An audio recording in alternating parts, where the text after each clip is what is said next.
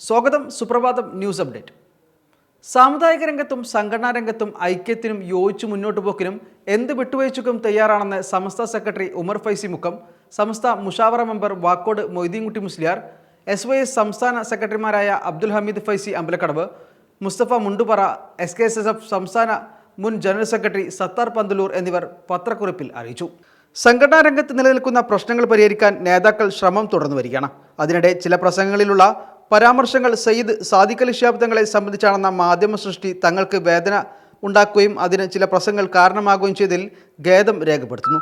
സംഘടനാ രംഗത്തെ പ്രയാസങ്ങൾ പരിഹരിക്കാൻ സമസ്ത അധ്യക്ഷൻ സയ്യിദ് മുഹമ്മദ് ജിഫ്രി മുത്തുക്കോയ തങ്ങൾ മുൻകൈയെടുത്താണ് കഴിഞ്ഞ ദിവസം പാണക്കാട് ചർച്ച നടത്തിയത്. യോഗ തീരുമാനപ്രകാരമാണ് തുടർന്ന് വാർത്താ സമ്മേളനം നടത്തിയതും.